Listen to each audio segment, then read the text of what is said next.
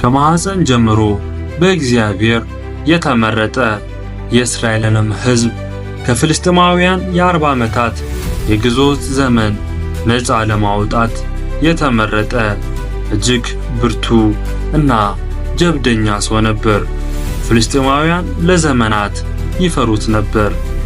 በባዶ እጁ የአንበሳን ደቦል ገነጣጥሎ የሚጥል 1000 ወታደሮችን በአንድ የአህያ አጥንት የሚያጠፋ ነበር።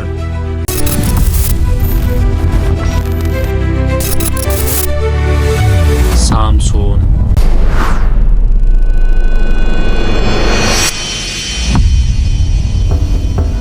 ከዳን ወገን የሆነ ማኑሄ የሚባል አንድ የጾርያ ሰው ነበር። ሚስቱም መካን ነበረች፣ ልጅም አልወለደችም። የእግዚአብሔርን መልአክ ለሴቲቱ ተገልጦ እንዲህ አላት፣ እነሆ አንቺ መካን ነሽ፣ ልጅም አልወለድሽም። ነገር ግን ትጸንሻለሽ፣ ወንድ ልጅንም ትወልጃለሽ። አሁንም ተጠንቀቂ፣ የወይን ጠጅን የሚያሰክርን ነገር አትጠጪ፣ ርኩስንም ነገር አትቢ። እነሆ ትጸንሻለሽ፣ ወንድ ልጅንም ትወልጃለሽ። ልጁም ከእናቱ ማኅፀን ጀምሮ ለእግዚአብሔር የተለየ ናዝራዊ ይሆናልና በራሱ ላይም ምላጭ እንዳይደርስበት፣ እርሱም እስራኤልን ከፍልስጥኤማውያን እጅ ማዳን ይጀምራል። ሴቲቱም ወደ ባሏ መጣ፣ አንድ የእግዚአብሔር ሰው ወደ እኔ መጣ፣ መልኩም እንደ እግዚአብሔር መልአክ እጅግ የሚያስደነግጥ ነበር። ከወዴት እንደመጣ አልጠየቅኩትም፣ እርሱም ስሙን አልነገረኝም። እርሱም እነሆ ትጸንሻለሽ፣ ወንድ ልጅንም ትወልጃለሽ፣ ልጁም ከእናቱ ማኅፀን ጀምሮ እስኪሞት ድረስ ለእግዚአብሔር የተለየ ናዝራዊ ይሆናልና አሁን የወይን ጠጅ የሚያሰክርም ነገር አትጠጪ፣ እርኩስንም ነገር አትቢ አለኝ ብላ ተናገረች።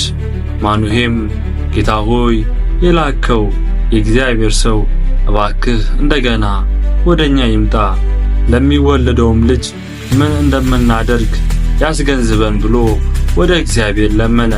እግዚአብሔርም የማኑሄን ድምፅ ሰማ።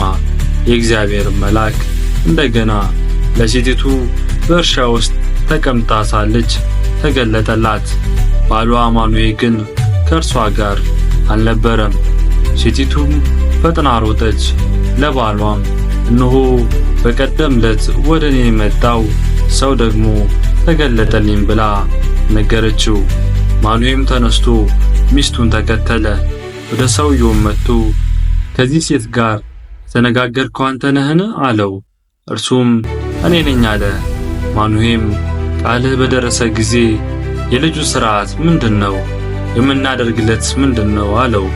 የእግዚአብሔር መልአክ ማኑሄን ሴቲቱ ከነገርኳት ሁሉ ትጠንቀቅ፣ ከወይንም ከሚወጣው ሁሉ አትብላ፣ የወይንን ጠጅንም የሚያሰክርንም ነገር አትጠጣ፣ እርኩስም ነገር ሁሉ አትብላ፣ ያዘዝኳችሁን ሁሉ ጠብቁ አለ። ማኑሄም የእግዚአብሔር መልአክ የፍየል ጠቦት እስካዘጋጅልህ ድረስ እባክህ ቆይ አለው።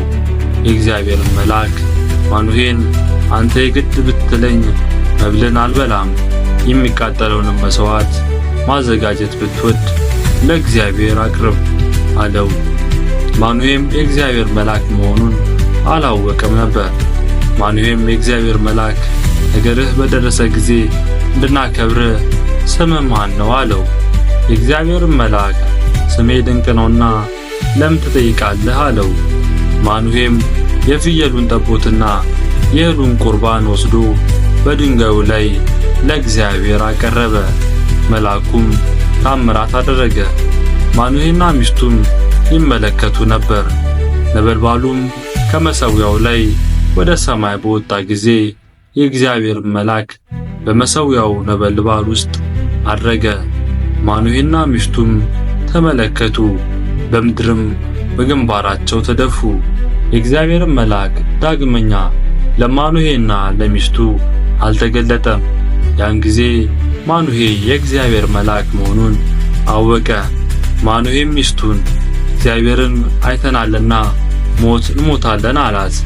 ሚስቱም እግዚአብሔር ሊገድለን ቢወድ ኖሮ የሚቃጠለውን መስዋዕትና የእህሉን ቁርባን ከእጃችን ባልተቀበለን፣ ይህንንም ነገር ሁሉ ባላሳየን፣ እንዲህ ያለ ነገር በዚህ ጊዜ ባላስታወቀን ነበር አለችው።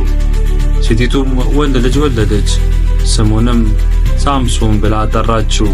ልጁም አደገ፣ እግዚአብሔርን ባረከው። የእግዚአብሔርን መንፈስ በጾርዓና በኤሽታኦል መካከል ባለው በዳን ሰፈር ውስጥ ያነቃቃው ጀመር። ሳምሶን ወደ ተምና ወረደ። በተምናም ከፍልስጤማውያን ልጆች አንዲት ሴት አየ።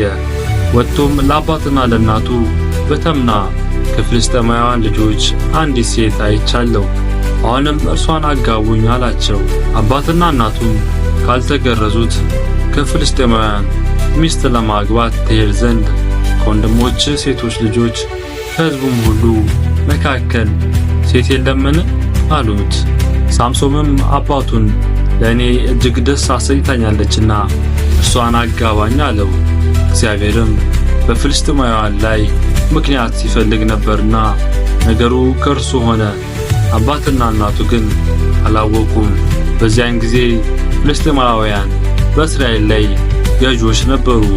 ሳምሶን አባትና እናቱም ወደ ተምና ወረዱ። በተምናም ወዳለው ወደ ወይኑ ስፍራ መጡ። እነሆም የአንበሳ ደቦል እያገሳ ወደ እርሱ ደረሰ። የእግዚአብሔር መንፈስ በእርሱ ላይ በኃይል ወረደ። ጠቦትን እንደሚቆራርጥ በእጁ ምንም ሳይኖር ቆራረጠው። ያደረገውንም ለአባቱና ለእናቱ አልነገረም። ወርዶም ከሴቲቱ ጋር ተነጋገረ፣ እጅግም ደስ አሰኘችው። ከጥቂትም ቀን በኋላ ሊያገባት ተመለሰ። የአንበሳውንም ሬሳ ያይ ዘንድ ከመንገድ ፈቀቅ አለ። እነሆም በአንበሳው ሬሳ ውስጥ ንብ ሰፍሮበት ነበር፣ ማርም ነበረበት። በእጁም ወስዶ መንገድ ለመንገድ እየበላ ሄደ። ወደ አባትና ወደ እናቱ መጣ፣ ማሩንም ሰጣቸው። እነርሱም በሉ። ማሩንም ከአንበሳው ሬሳ ውስጥ እንደወሰደ አልነገራቸውም።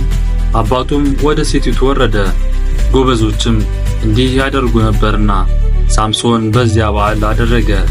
ባያትም ጊዜ ከእርሱ ጋር የሆኑ ዘንድ ሌሎች 30 ሰዎች ሰጡት። ሳምሶን እንቆቅልሽ ልስጣችሁ፣ በሰባቱም በበዓላቱ ቀናት ውስጥ ፈታችሁ ብትነግሩኝ 30 የበፍታ ቀሚስና 30 ልውጥ ልብስ እሰጣችኋለሁ። መፍታት ባትችሉ 30 የበፍታ ቀሚስና 30 ልውጥ ልብስ ትሰጡኛላችሁ አላቸው። እነርሱም እንድንሰማው እንቆቅልሽን ንገረን አሉት። እርሱም ከበላኛው ውስጥ መብል ወጣ፣ ከብረቱም ውስጥ ጥፍጥፍ ወጣ አላቸው። 3 ቀንም እንቆቅልሹን መተርጎም አልቻሉም። በአራተኛው ቀን የሳምሶንን ሚስት እንቆቅልሹን እንዲነግረን ባልሽን ሸንጊው፣ አለዚያም አንቺንና የአባትሽን ቤት በእሳት እናቃጥላለን። ወደዚህ የጠራችሁን ልትገፉን ነውን? አሏት። ሳምሶንም ሚስት በፊቱ እያለቀሰች በእውነት ጠልተኸኛል፣ ከቶም አትወደኝም፣ ለሕዝቤ ልጆች እንቆቅልሽ ሰጥታችኋልና ትርጓሜውን አልነገርከኝም አለችው። እርሱም እነሆ ለአባትና ለእናቴ አልነገርኳቸውም፣ ለአንቺ ነግርሻለሁን አላት። 7ቱንም የበዓል ቀን በፊቱ አለቀሰች። እርሷም ነዝንዛዋለችና በ7ኛው ቀን ነገራት። ትርጓሜውንም ለሕዝቧ ልጆች ነገረች። በ7ኛውም ቀን ፀሐይ ሳትገባ የከተማይቱ ሰዎች ከማር የሚጣፍጥ ምንድነው? ከአንበሳስ የሚበረታ ማን ነው? አሉት። እርሱም በጥጄ ባላረሳችሁ የእንቆቅልሹንም ትርጓሜ ባላወቃችሁ ነበር አላቸው። የእግዚአብሔርም መንፈስ በላዩ በኃይል ወረደ፣ ወደ አስቆሎናም ወረደ። ከዚያም 30 ሰዎችን ገደለ። ልብሳቸውንም ወስዶ እንቆቅልሹን ለፈቱ ሰዎች ሰጠ። ቁጣውም ነደደ፣ ወደ አባቱም ቤት ወጣ። የሳምሶን ሚስት ግን ከተባበሩት ከሚዜዎቹ ለአንደኛው ሆነች። ከዚህ በኋላ በስንዴ መከር ጊዜ ሳምሶን የፍየል ጠቦት ይዞ ሚስቱን ሊጠይቅ ሄደና ወደ ጫጉላ ቤት ወደ ሚስቱ ልግባ አለ። አባቷ ግን እንዳይገባ ከለከለው። አባቷም ፈጽመ የጠላሃት መስሎኝ ለሙዜ አጋባዋት፣ ታናሽ እህቷ ከእርሷ ይልቅ የተዋበች አይደለችምን? እባክህ በእርሷ ፈንታ አግባት አለው። ሳምሶንም ከእንግዲህ ወዲህ በፍልስጤማውያን ላይ ክፉ ባደርግ እኔ ንጹሕ ነኝ አላቸው። ሳምሶንም ሄዶ 300 ቀበሮችን ያዘ። ችቦም ወስዶ ሁለቱን ቀበሮች በጅራታቸው አሰረ። በሁለቱም ጅራቶች መካከል አንድ ችቦ አደረገ። ችቦውንም አንዶ በቆመው በፍልስጤማውያን እህል መካከል ሰደዳቸው። ነዶውንም የቆመውንም እህል ወይኑንም ወይራውንም አቃጠለ። ፍልስጤማውያንም ይህንን ያደረገው ማን ነው አሉ። እርሱም ሚስቱን ወስዶ ለሚዜው አጋብቶበታልና የተምናዊው አማች ሳምሶን ነው አሉ። ፍልስጤማውያንም ወጥተው ሴቲቱንና አባቷን በእሳት አቃጠሉ። ሳምሶንም እናንተ እንዲህ ብታደርጉ እኔ እበቀላችኋለሁ፣ ከዚያም በኋላ አርፋለሁ አላቸው። እርሱም ጭንጭናቸውን ብሎ በታላቅ አገዳደል መታቸው። ወርዶም በኤጣም ዕለት ባለው ዋሻ ውስጥ ተቀመጠ። ፍልስጤማውያንም ወጡ፣ በይሁዳም ሰፈሩ። በሌሊም ላይም ተበታትነው ተቀመጡ። የይሁዳም ሰዎች በእኛ ላይ የወጣችሁት ለምንድን ነው አሉ። እርሱም ሳምሶንን ልናስር እንዳደረገብን ልናደርግበት ወጥተናል አሉ። ከይሁዳም ሰዎች 3000 የሚያህሉ በኤጣም ዓለት ወዳለው ዋሻ ወርደው ሳምሶንን ገዢዎቻችን ፍልስጤማውያን እንደሆኑ አታውቅምን? ያደረክብን ይህ ምንድነው አሉት። እርሱም እንዳደረጉብኝ እንዲሁ አደረኩባቸው አላቸው። እነሱም አስረን ለፍልስጤማውያን እጅ አሳልፈን ልንሰጥ መጥተናል አሉት። ሳምሶንም እናንተ እንዳትገሉኝ ማሉልኝ አላቸው። እነርሱም አስረን በእጃቸው አሳልፈን እንሰጥሃለን እንጂ አንገድልህም ብለው ተናገሩት። በሁለቱም በአዲስ ገመድ አስረው ከዓለቱ ውስጥ አወጡት።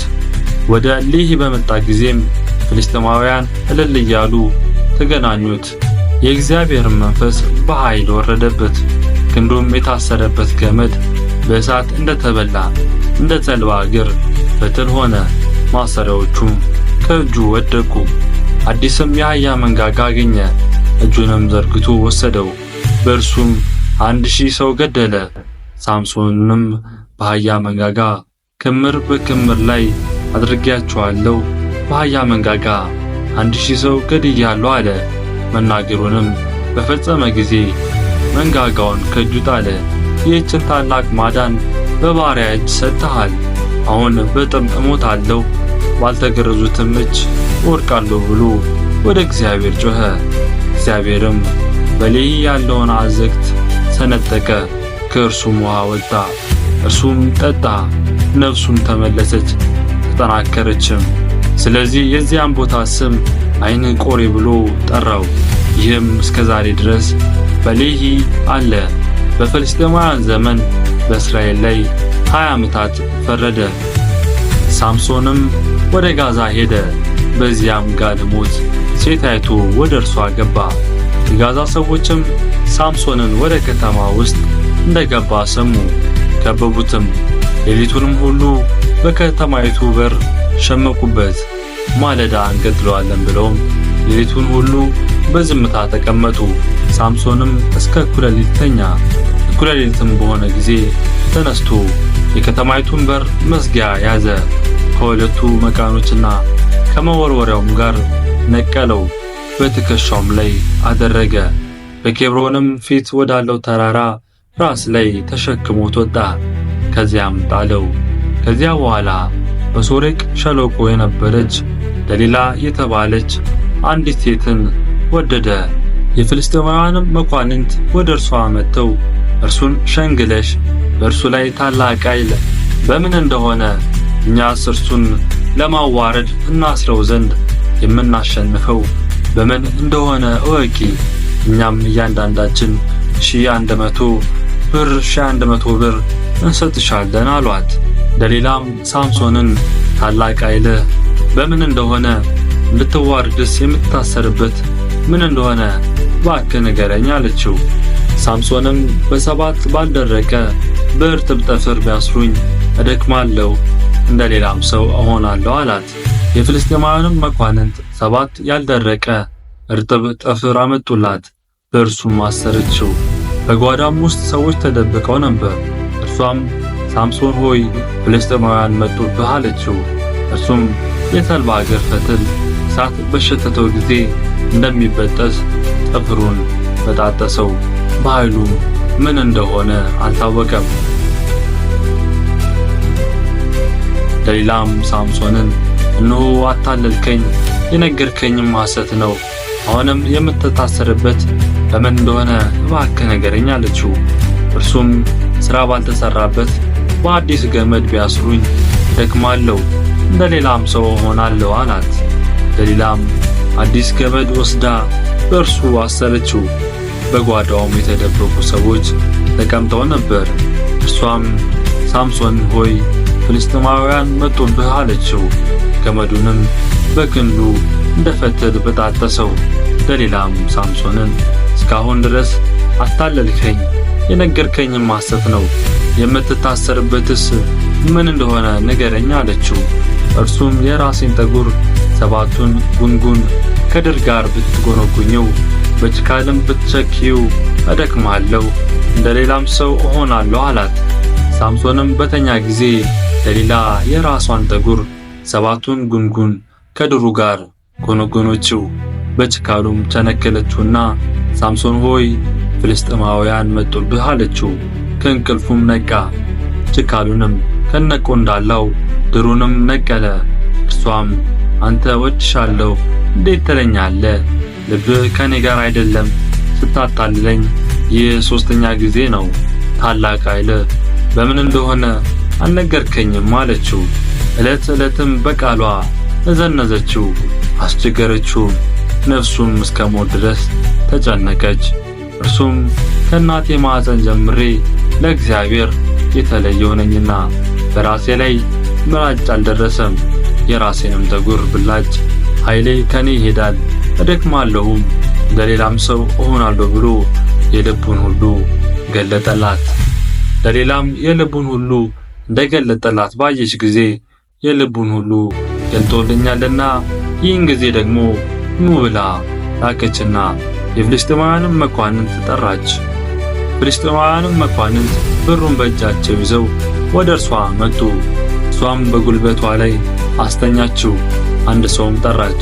እርሱም 7ቱን የራሱን ጉንጉን ላጨው፣ ልታዋርደውም ጀመረች። ኃይሉም ከእርሱ ሄደ። እርሷም ሳምሶን ሆይ ፍልስጤማውያን መጡብህ አለችው። ከእንቅልፉም ነቅቶ እወጣለሁ፣ እንደ ወትሮ ጊዜ አደርጋለሁ አለ።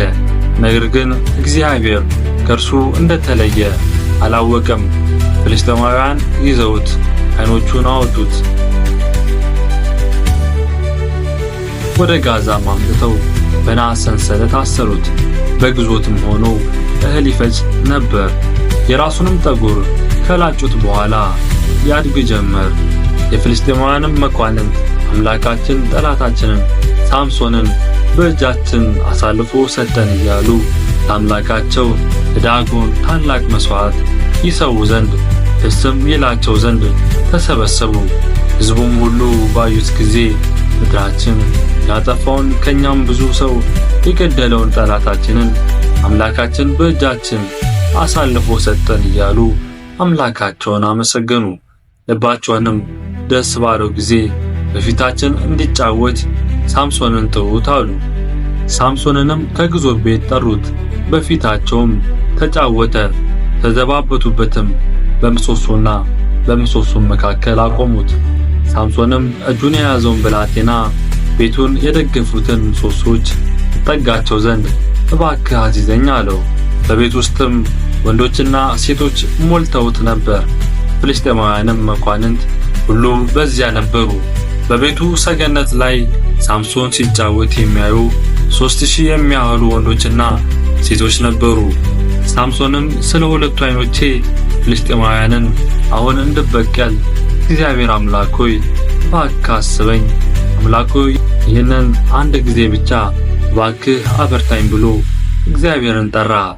ሳምሶንም ቤቱ ተደግፏቸው የነበሩትን 2ቱን መካከለኛ ምሰሶች ያዘ። አንዱን በቀኝ እጁ አንዱንም በግራ እጁ ይዞ ተጠጋቸው። ሳምሶንም ከፍልስጤማውያን ጋር ልሙት አለ። ተጎንብሶም ሶሶችን በሙሉ ኃይሉ ገፋ። ቤቱም በውስጡ በነበሩት በመኳንንትም በሕዝቡም ሁሉ ላይ ወደቀ። በሞቱም የገደላቸው ሙታን በሕይወት ሳሉ ከገደላቸው በዙ። ወንድሞቹም የአባቱ ቤተሰቦችም ሁሉ ወረዱ፣ ይዘውም አመጡት። በጾራና በኤሽታኦል መካከል ባለው በአባቱ በማኑሄ መቃብር ቀበሩት። እርሱም በእስራኤል ላይ 20 ዓመታት ፈረደ።